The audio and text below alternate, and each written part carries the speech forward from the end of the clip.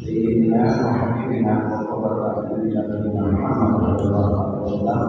اللهم إنا نسألك رحمة الدين وحفظ المرسلين وإرحام الملائكة المقربين. رب اشرح لي صدري ويسر لي أمري واحلل عقدة من لساني يفقهوا قولي وسدد لساني واهد قلبي بحق سيدنا محمد صلى الله عليه وسلم. اذكركم يا أهل الأدب ويا أهل الباطن ويا أهل النور برحمتك يا أرحم الراحمين. Hadirin jamaah yang dimuliakan oleh Allah Subhanahu wa taala, alhamdulillah wa syukurillah atas karunia, rahmat serta inayah yang Allah berikan kepada kita sehingga pada sore hari ini menjelang maghrib kita bisa sama-sama duduk di satu majelis yang insya Allah penuh dengan curahan rahmat ilahiyah. Mudah-mudahan Allah memberikan umur panjang, sehat walafiat, sehingga kita bisa menjadi manusia-manusia yang insya Allah bermanfaat untuk umat Sayyidina Muhammad sallallahu alaihi wasallam. Hadirin yang dimuliakan oleh Allah Subhanahu wa taala, ada beberapa keutamaan duduk di majelis-majelis ilmu yang seperti ini. Sehingga orang yang duduk di majelis ilmu dengan niat untuk mendengarkan ilmu, maka orang tersebut dihitung thalabul ilmi, penuntut ilmu. Ini sesuatu yang dianjurkan oleh Nabi Muhammad SAW, karena Nabi Muhammad diutus sebagai mualliman, sebagai seorang pengajar, seorang guru Rasulullah SAW. Sehingga disebutkan di dalam satu surat ayat Al-Quran, surat Al-Kahfi ayat 28, A'udzubillahi minasyaitonirrajim. Bismillahirrahmanirrahim. Wasbir nafsaka ma'alladzina yad'una rabbahum bil ghadati wal asyi yuriduna wajhah. Kita diperintah oleh Allah untuk bersabar. Karena mereka para penyeru ke jalan Allah Subhanahu wa taala, yaitu para guru, para pengajar itu, kalau mereka sedang memberikan tausiah atau pengarahan, maka kita orang-orang yang duduk bersama mereka itu untuk sabar. Wasbir nafsaka ma'alladzina yad'una rabbahum bil ghadati wal asyi, di waktu pagi dan di waktu petang. Yuriduna wajhah, mereka duduk itu semata-mata mengharapkan, ya, orang bilang ridhonya Allah Subhanahu wa taala. Jadi duduk di majelis-majelis yang seperti ini mendatangkan keberkahan, Bapak-bapak. Tidak ada yang sia-sia di dalam majelis ilmu yang seperti ini, agung, mulia. Sehingga diriwayatkan dalam satu hadis oleh Abdullah bin Umar radhiyallahu anhuma, beliau mengatakan anna Rasulullah sallallahu alaihi wasallam dakhala masjidah. Nabi satu ketika masuk ke masjid. Fara'a majlisaini. Ketika masuk, Nabi mendapatkan ada dua majelis, ada dua kelompok. Ahadul majlisaini yad'una Allah wa yarghabuna ilaih. Majelis yang satu mereka berdoa, kemudian yang lain mengaminkan. Mereka mengharap agar doa mereka itu digobul oleh Allah Subhanahu wa taala. Wa yarghabuna ilaih. Insya'a a'tahum, kata Nabi Muhammad. Kalau Allah berkehendak, doa mereka digobul. Wa insya'a mana'ahum. Kalau Allah berkehendak, ditangguhkan doa mereka, bukan tidak dikabulkan, ditangguhkan. La'alla fi ta'khir khair. Kadang-kadang itu orang bilang idza ta'akhkhara, ya, orang bilang kalau, ya, kata Imam Ali, kalau kalian itu, ya, terlambat akan sesuatu doa yang kalian minta, kemudian belum dikabul-kabul sama Allah. La'alla fi ta'khir, kadang-kadang kata Imam Ali, Allah mengakhirkan itu ada kebaikan buat kita. Mungkin kalau diberikan di tahun ini kita lupa nanti sama Allah, sehingga Allah tangguhkan itu. Allah karim, ya. Allah itu maha karim, ya, dan rahmatnya Allah itu wasi'ah, betul-betul mencakup, ya, dan khazain, ya. Sedangkan kekayaan Allah itu tidak akan pernah habis, tidak akan pernah punah. Semakin kita minta, semakin bertambah kekayaan Allah Subhanahu wa taala. Enggak ada yang berkurang, mana kosong. Ya. Sehingga Nabi Muhammad mengatakan wal akhar, adapun majelis yang kedua, ya ta'allamunal fiqha wa yu'allimuna. Belajar ilmu fikih. Ilmu fikih ini ya membahas tentang halal haram. Duduk ya, orang bilang di majelis yang begitu dia bilang. Kemudian Nabi ya memberikan ya satu orang bilang keutamaan dari dua majelis itu. Sehingga Nabi Muhammad SAW mengatakan kila majlisaini ala khair. Dua-dua majelis ini semua kebaikan. Dua-duanya baik. Tetapi Nabi Muhammad mencondongkan sesuatu majelis dari majelis yang lain. Sehingga Nabi mengatakan apa? Ya, ketika Nabi mengatakan ya dua-duanya bagus, amma haula, yang satu mereka memohon, berdoa, meminta kepada Allah. Kalau Allah berikan, mereka dapat. Kalau Allah tahan. Wa amma haula, yang membelajarkan ilmu, wa yu'allimuna, dan kemudian dia mengajarkan ya ilmu ya fikih. Sehingga kata Nabi Muhammad wa huwa afdal wa haula'i afdal, yang majelis fikih itu lebih afdal daripada majelis doa, majelis zikir ya, majelis orang duduk-duduk untuk berdoa. Fikih lebih afdal. Fa atahum hatta jalasa ma'ahum, sehingga dikatakan Nabi itu kemudian mendatangi majelis fikih dan Nabi duduk bersama mereka. Nabi ikut duduk di majelis-majelisnya ulama, duduk Rasulullah SAW. Sehingga diriwayatkan satu hadis oleh Sayyidina Anas bin Malik radhiyallahu an Nabi sallallahu alaihi wasallam qala idza marartum bi riyadil jannah, kalau kalian melewati taman-taman surga, farta'u ya, maka masuklah kalian, ikut mengelilingilah kalian di tempat seperti itu. Qalu ya Rasulullah, kemudian dia berkata, qalu ya Rasulullah, wa ma riyadul jannah, apa itu riyadul jannah? Qala hilaqud dzikir, dia itu adalah tempat-tempat hilaqud dzikir. Ikhwan yang dimuliakan oleh Allah Subhanahu wa taala, betapa istimewa dan betapa agung syariat yang dibawa oleh Nabi besar Muhammad sallallahu alaihi wasallam. Sehingga keberadaan Nabi juga itu di sisi sahabat itu menguntungkan. Keberadaan Nabi di sisi sahabat menguntungkan. Sebagaimana yang disebutkan di dalam Al-Qur'an, wa ma kana Allah liyu'adzibahum wa anta fihim wa ma kana Allah mu'adzibahum wa hum yastaghfirun. Sehingga Nabi pernah mengatakan hayati khairul lakum wa mamati khairul lakum.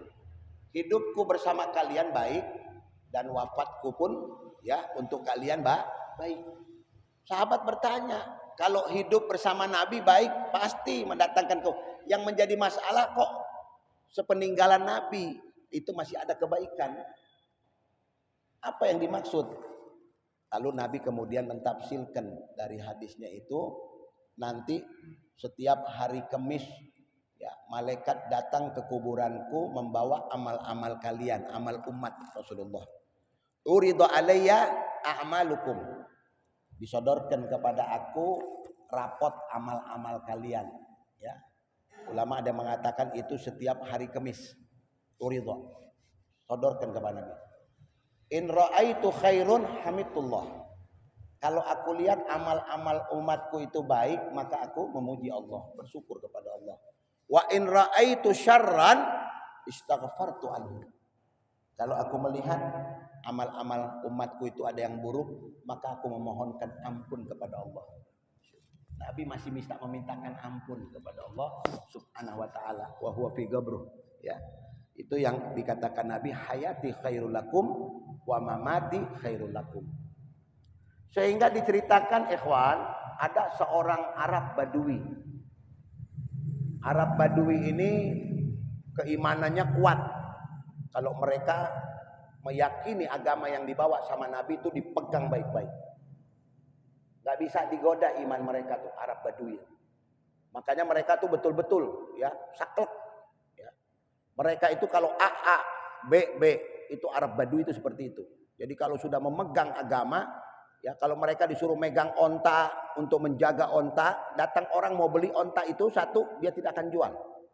Sampai kadang-kadang orang menggoda mereka. Katakan kepada juraganmu, pemilik onta itu, bilang aja ontanya itu mati atau diambil, dibawa, dimakan oleh singa segala macam. Tetap Arab Badui nggak mau. Kuat kalau udah megang agama. Maka pernah dulu di zaman Nabi ada satu orang Arabi dakal masjid. Iya bul, kencing. Berdiri dia kencing. Ketika berdiri kencing, datang Sayyidina Umar bin Khattab mengeluarkan pedangnya, mau disembelih, mau dipotong Sayyidina Umar. Sehingga kata Rasulullah, "Da'u ya Umar." Sayyidina Umar tuh kasar orangnya. Jadi kalau melihat sesuatu yang mungkar tuh nggak banyak ngomong Sayyidina Umar, langsung dihajar sama dia. "Qala da'ni ya Rasulullah an aqta ra'sah," dia bilang. Ini Arab Badui kurang ajar nih. Kencing dia sambil berdiri.